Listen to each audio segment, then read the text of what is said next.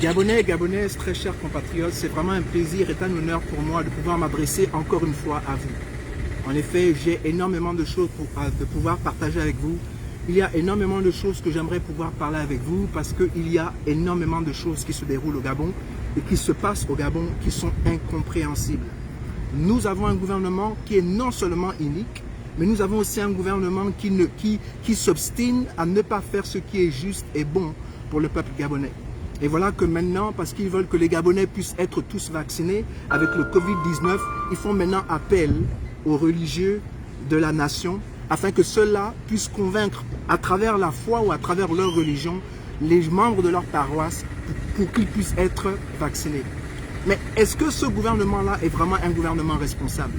Il n'y a pas très longtemps, ils ont décidé de rendre la dot légale au Gabon, ce qui est une chose exceptionnelle. Mais maintenant, il n'y a pas très longtemps encore, ils viennent de décider que l'homme et la femme sont égaux. Est-ce qu'ils sont conscients du tort qu'ils sont en train de faire à la société gabonaise? La femme gabonaise n'a jamais été abusée, au contraire, la femme gabonaise, dans sa majorité, est une femme qui est appréciée par le Gabonais et qui est respectée par le Gabonais. Nous n'avons pas de problème où les hommes dominent les femmes. Ce n'est pas une réalité gabonaise. Je ne comprends pas pourquoi ce gouvernement s'obstine à vouloir donner le même rôle des hommes aux femmes. Ce qui est sûr, c'est que les hommes et les femmes sont complémentaires. La Bible est claire, la Bible dit que la femme a été tirée de la côte de l'homme. Cela veut donc dire que l'homme n'est pas supposé oppresser la femme ou dominer la femme. Mais ensemble, ils vont travailler pour un avenir meilleur. Mais maintenant, vous dites que la femme et l'homme sont des égaux. Donc cela veut tout simplement dire que le jour où la femme décide, si elle habite chez elle par exemple, et c'est sa maison, et qu'elle est mécontente des actions de son mari, elle est capable de le mettre dehors, et cela n'est pas suffisant pour qu'il divorce. Et maintenant, puisque l'homme et la femme sont égaux, qui va payer la dot? À qui? Vous voyez, vous créez des problèmes qui n'ont ni queue ni tête. Et j'aimerais pouvoir dire, le Gabon et les Gabonais, on a des problèmes beaucoup plus sérieux que ça. L'un des problèmes que nous avons, c'est qu'à chaque fois que nous avons des élections, ces élections nous sont volées. Ces élections nous sont prises. Ces élections nous sont usurpées. Moi, je pense que si on avait un État responsable, si on avait un État qui est conscient et qui est consciencieux, si on avait un État qui est concerné à propos du bien-être des Gabonais et qui veut réellement que les Gabonais vivent bien ensemble, je suis convaincu qu'on allait adresser ce phénomène-là. Au Gabon, depuis les années 90, celui qui gagne ne prend pas les élections, mais celui qui perd, celui qui demeure au pouvoir. Voilà les vrais problèmes auxquels on devrait se pencher. Voilà le vrai problème que nous devons mettre tout en branle et essayer d'étudier et de faire en sorte que notre constitution puisse travailler pour le bien-être des Gabonais. Mais vous venez nous parler d'hommes et de femmes qui sont égaux. Bon, écoutez, donc ça veut donc dire que si une femme maintenant ne participe plus financièrement dans son foyer, est-ce que cela veut donc dire que le mari aussi est en liberté de pouvoir mettre sa femme dehors parce qu'elle ne participe pas au foyer, puisque maintenant c'est 50-50?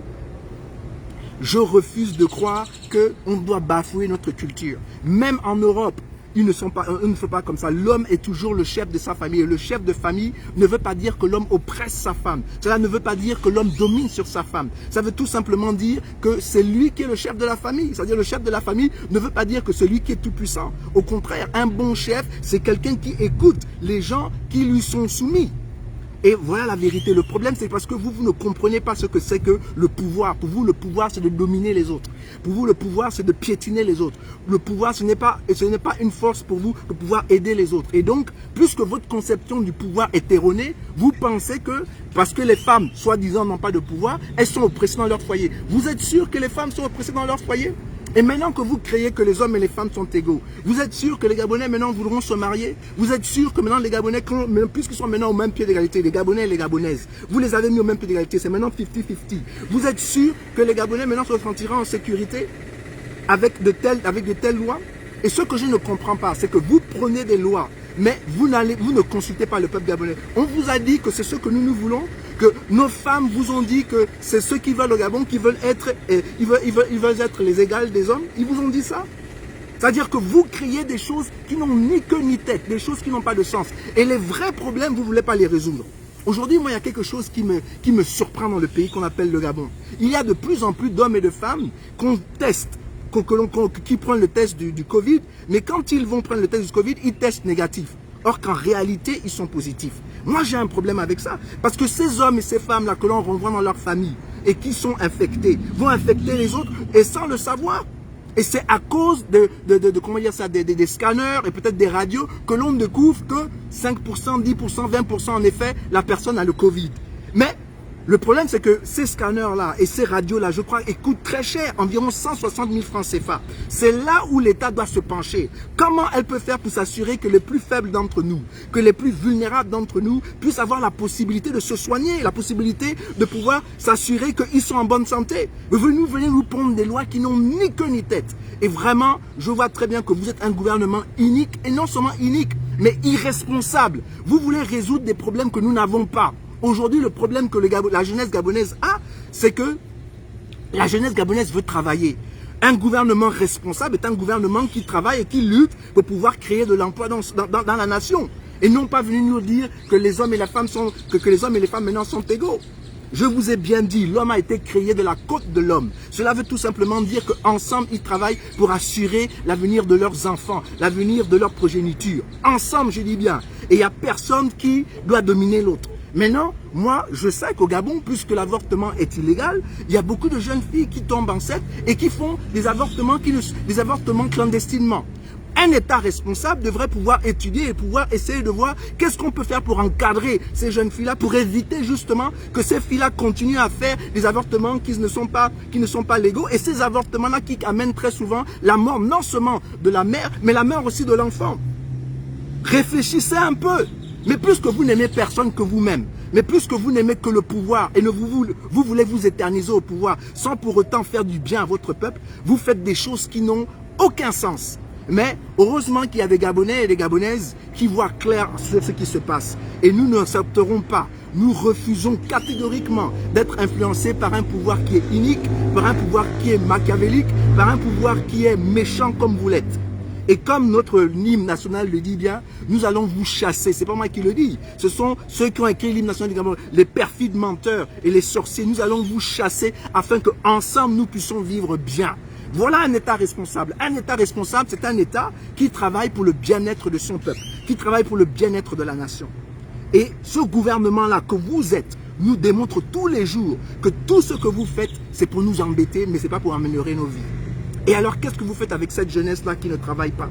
Qu'est-ce que vous faites? Quelles sont les lois que vous mettez en place pour pouvoir accompagner les Gabonais, pour que les Gabonais puissent s'épanouir dans leur propre pays? Que faites-vous? Quel est le travail que vous faites pour que la répartition des richesses de ce pays puisse arriver à tout le monde? Comme la génération Oise dit, vous êtes forts pour venir nous donner 5 000 pour 7 ans et vous ne faites absolument rien. Hein? Je crois 10 000 pour 14 ans et vous ne faites absolument rien. Et chaque année, vous venez nous faire un similaire de choses où vous voulez nous montrer que vous voulez notre bien. Or qu'en fait, vous ne faites absolument rien pour améliorer nos vies. Et comme Génération Oise le dit souvent, il n'y a que vous qui voulez la belle vie. Vous pensez que les autres ne veulent pas vivre décemment. Et donc, ça ne vous concerne pas que vos compatriotes vivent dans la misère. Ça ne vous concerne pas que vous roulez en Bentley, que vous voulez dans des belles villas, climatiseurs et tout, et que vos compatriotes croupissent dans la chaleur, croupissent dans la misère. Ça ne vous dérange pas. Ça ne vous dérange pas de voyager partout dans le monde et de venir chez vous. Et quand vous êtes dans votre belle voiture, regardez les quartiers qui sont pour ça. Ça ne vous fait rien en tant que Gabonais. C'est méchant, c'est vraiment méchant. Et voilà pourquoi nous avons décidé, certains Gabonais, de faire tout ce qui est en notre pouvoir pour vous écarter. Parce que vous n'êtes pas dignes de confiance. Vous êtes non seulement des voleurs, vous êtes des menteurs et des assassins. Tout ce que vous faites, c'est du tort aux Gabonais. Hein? Quand on regarde nos prisons, par exemple, vous fermez les gens, vous enfermez plutôt les gens, parce que les gens sont en train de dire ce qu'ils pensent au plus profond d'eux-mêmes. Parce que les gens s'expriment. Parce que les gens condamnent et ils accusent ce que vous faites. Donc vous les jetez en prison. Mais ce gouvernement et les gouvernements qui étaient avant, donc d'Omar Bongo et d'Ali Bongo Ondimba, vous n'êtes même pas fichus de faire des prisons. Mais vous êtes forts pour mettre les gens en prison dans une insalubrité qui ne dit pas son nom. Dans une saleté, dans une porcherie qui ne dit pas son nom. Même les animaux vivent mieux. Vous trouvez ça normal et vous osez venir nous dire ici que vous voulez que le Gabon soit un pays émergent en 2025. Mais on se moque de qui? Vous vous moquez de qui? Nous avons décidé, nous en tant que Gabonais, des Gabonais qui aiment leur nation, des Gabonais qui veulent bâtir cette nation pour que ce Gabon soit un Gabon meilleur, non seulement pour eux-mêmes, mais pour tous. Parce que le Gabon a le pouvoir d'être bon et meilleur pour tous. Nous avons décidé que nous allons tout faire pour vous barrer la route. Et je suis d'accord avec Génération Wise. Il ne devrait plus avoir d'élection au Gabon. Ne supportons plus ces gens-là. Ils viennent nous donner des dons, mais ces dons-là, en fait, c'est de l'argent de notre propre pays. C'est de l'argent de notre propre pays. Et nous ne cherchons pas des dons. Ce n'est pas des dons que nous voulons. Nous voulons vivre bien chez nous. Nous voulons créer des richesses chez nous. Nous voulons faire des choses qui nous permettent d'embaucher d'autres Gabonais et nous permettent de pouvoir nous épanouir avec des Gabonais. Moi, si j'avais la possibilité, oui, j'aurais pu m'enrichir, faire énormément d'argent. Mais comme je dis, ça ne m'intéresse pas de m'enrichir au détriment des Gabonais. Je veux m'enrichir avec le Gabon et avec les Gabonais. Voilà la question. La question, c'est que, est-ce que nous pouvons prospérer ensemble? Et la réponse est oui, nous pouvons prospérer ensemble. Notre pays a tellement de richesses que le Gabon aurait pu être un pays où tout le monde aurait pu avoir, par exemple, une assurance maladie, où tout le monde aurait pu aller chez le docteur et faire ce qu'on appelle une radio ou bien aller sous le scanner afin de pouvoir détecter s'ils ont le Covid ou pas.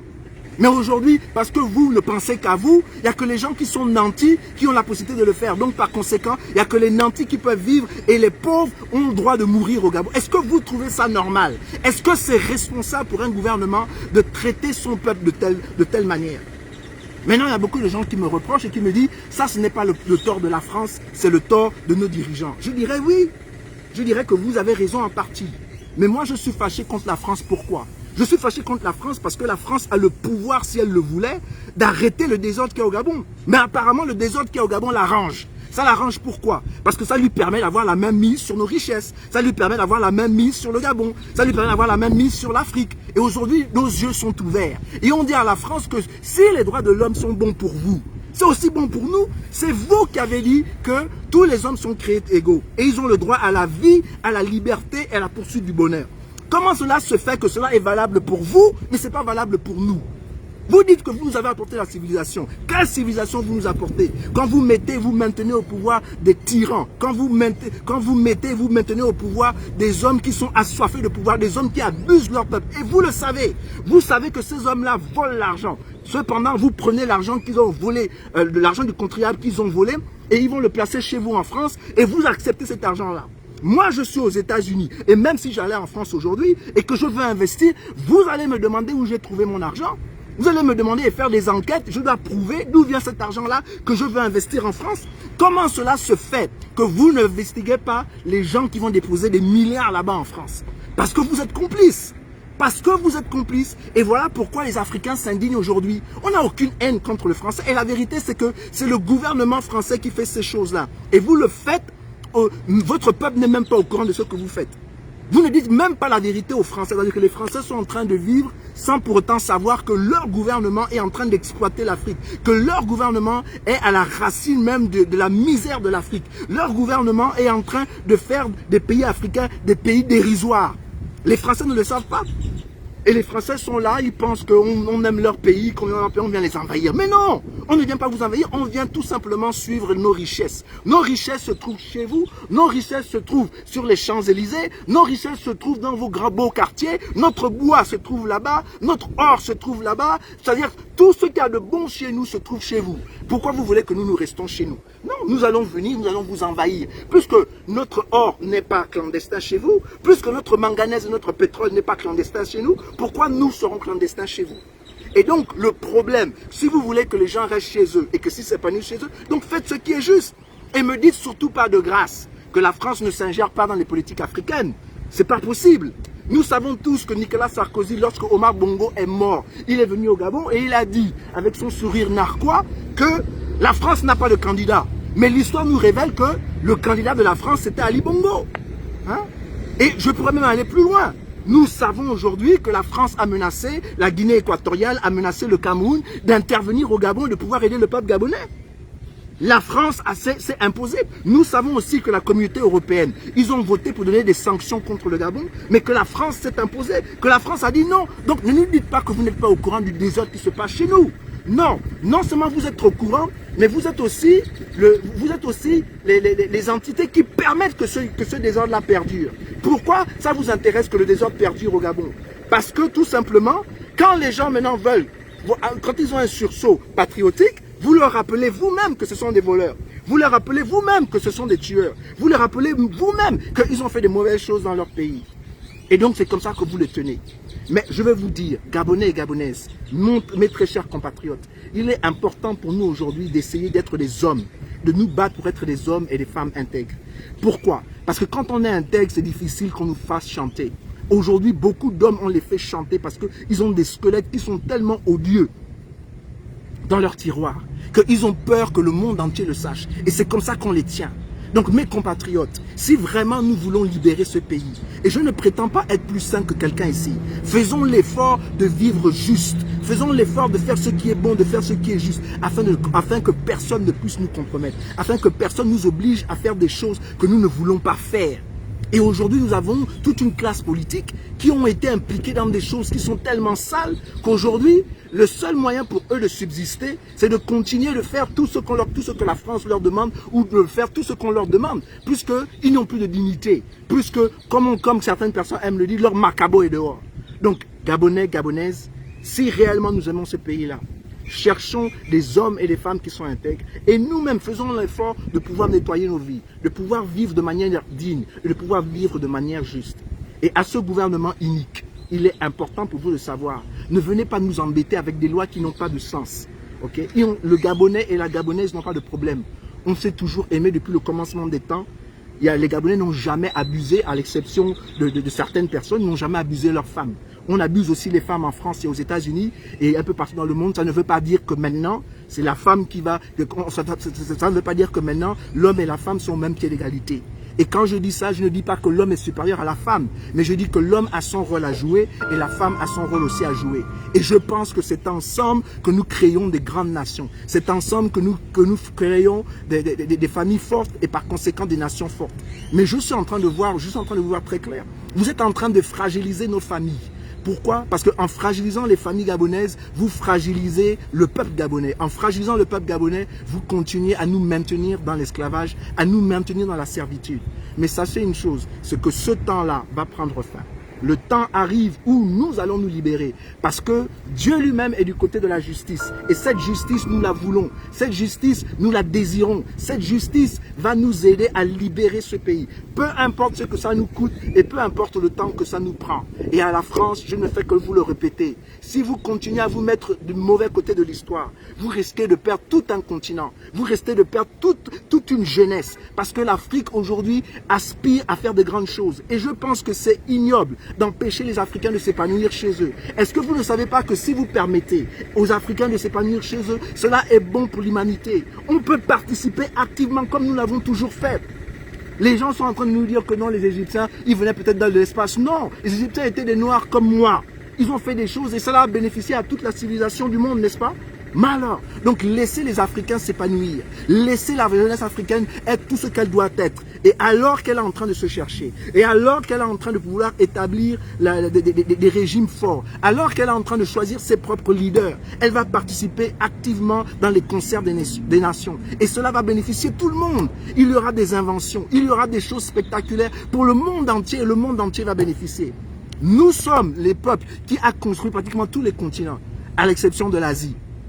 C'est nous qui avons construit les États-Unis. C'est la main-d'œuvre noire qui a construit les États-Unis, qui a fait la fortune de cette nation. C'est la main-d'œuvre noire qui a fait l'Europe. Reconnaissez-le.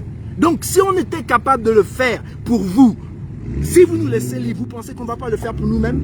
Donc, mes chers compatriotes, c'était un plaisir pour moi de vous parler. Comme je le dis toujours, c'est un honneur pour moi de parler et de m'adresser à vous. Ressaisissons-nous, faisons en sorte que cette nation qu'on appelle le Gabon soit une grande nation. Je sais que nous sommes la risée du monde en ce moment, mais je sais qu'il y a des Gabonais et des Gabonaises qui sont épris de justice et de liberté, qui luttent et qui se battent pour que cette nation devienne tout ce qu'elle doit être. Et je sais sans l'ombre d'un doute que cette nation sera un jour libre.